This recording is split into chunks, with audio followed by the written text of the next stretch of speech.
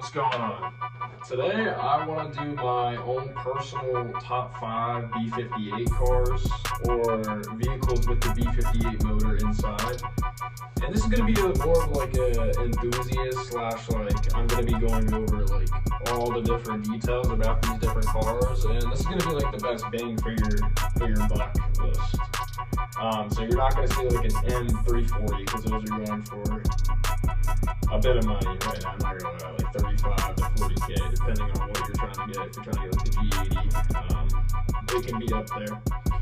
So this list is going to be like, again, the best bang for your buck. So like, let's say you go out and spend $10, this $10 is going to be well spent. Like, you're going to get like 10 different Arizonas as opposed to like some Fiji, like 2 bottles of Fiji water. Because this is just going to be for the drivers. This list is for the drivers. Alright, coming in at number 5, this is going to be the worst car, in my opinion. It's not the worst. It has a B58 in it. I've been in a stage 2 one. It's very good. It is a 540i. Boom, heavy hitter. This car stands out from the other cars from this list because it's way bigger. It's got more of like a VIP feel to it. And I mean, if you go inside, it's just way nicer than like the other platforms, like the M2. The other cars on this list, the interiors don't look so good. My B58, my 440, the interior looks really nice. It's all red. It looks really, really like sporty and cool. But when I go into my friend's 540, that shit is like, it's like being in the future. It's like the interior of a Mercedes vehicle is what the higher trim level of like the 5 series, the 6 series, 7 series. Those are all like, all the interiors are really nice. If you know about BMW, like the higher you go, the shit gets nicer. Now, the big issue is this thing is pretty fucking big. You're not gonna go to the tailgate with this thing, you know. This is more of a straight line demon. It's not that heavy. It comes in around, I think, 4,000. That's cap. I was gonna say 4,000 flat, but I think it's more around 3,900 pounds, which is pretty alright for the amount of power you can squeeze out of it. Now, you know, if you're that type of person who likes space and it needs that in the daily, there you go.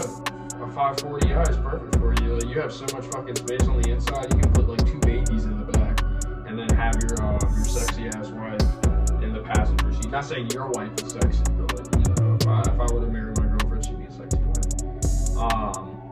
Not to say I'd have 2 kids in the back either, but you know, you could do that if you needed to do that. Yeah, I think that covers everything for that car. It has a B58, you know, you can tune it, get a lot of power, blah, blah, blah, you know how it goes. Next car on this list, number 4. And it's gonna be crazy. You know this is a good list because this is my car. It's gonna be the 440. Now, it's really hard to put this car here because, in my opinion, it's one of the coolest looking B58s on this list. You know, it's a 2-door saloon. It looks cool as fuck. My specific 440 is really cool. You know, I don't want to rob my own penis or anything, but it looks really sick. It looks really cool. The interior's all red. It's good.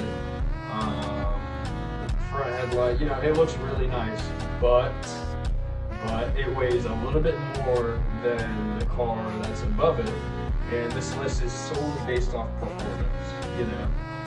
The 440 is going to be the best midway point. If you want a little bit of space in your car, boom, 440. You want because there's not too much space in this shit, because if you use the back seats, you kind of realize they're not really like that functional.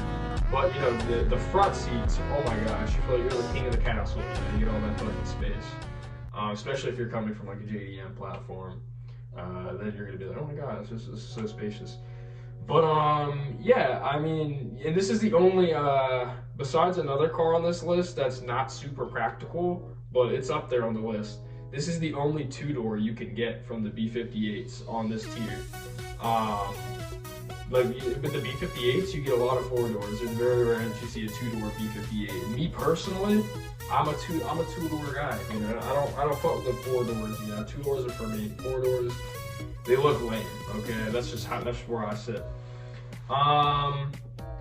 It's very sleek.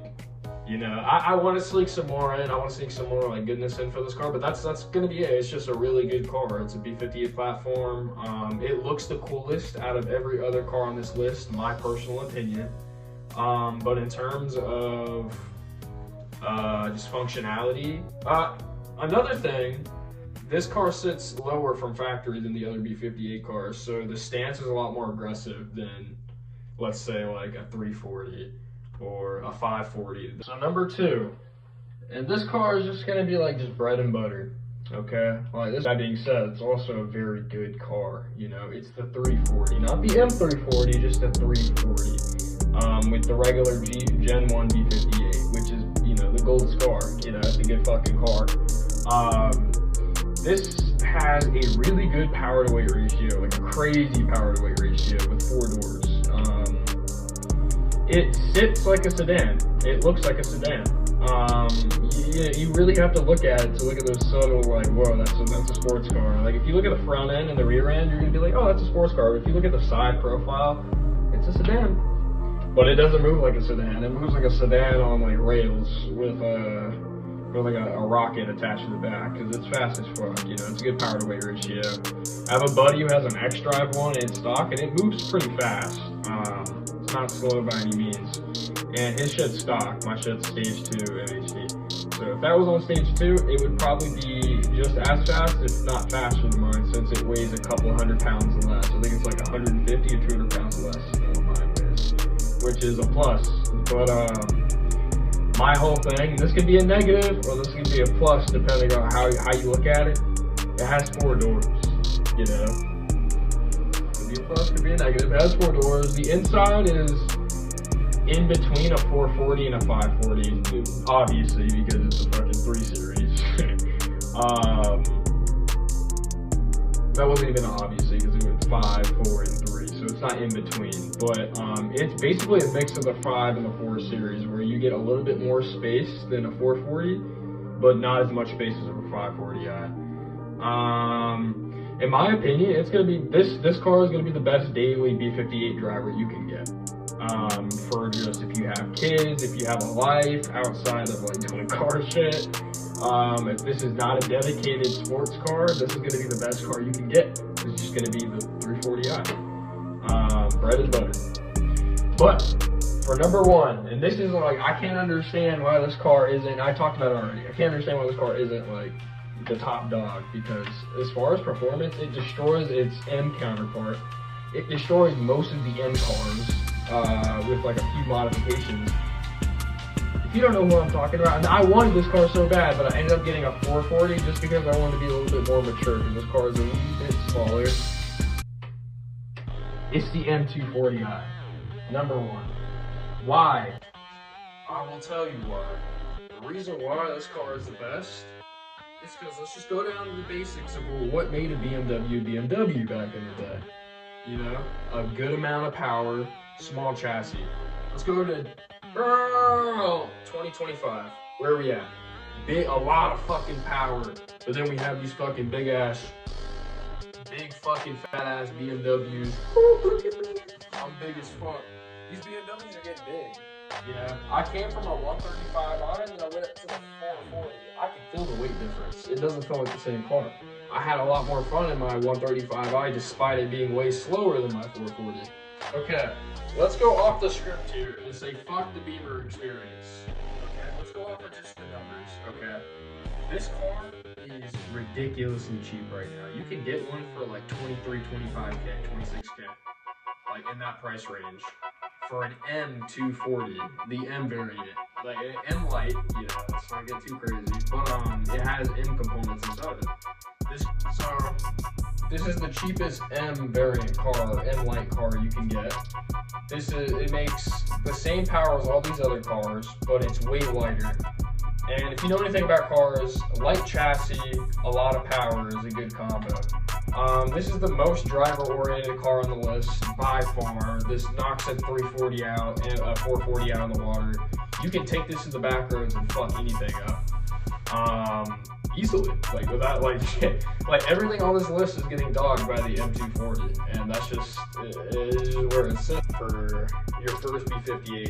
You know, if you were to go for an M240, it's going to be the best one you can get. But for the most basic, go for a 340. You want something in between a M240 and a 340? 440. 440 boys. You want to be a grandpa? Go get a 540. Grandpa with a little bit of fashion. You know, you stop at that accelerator, it's gonna fucking go. It's a B58. But yeah, that was my list, and I feel like this is the best list. So.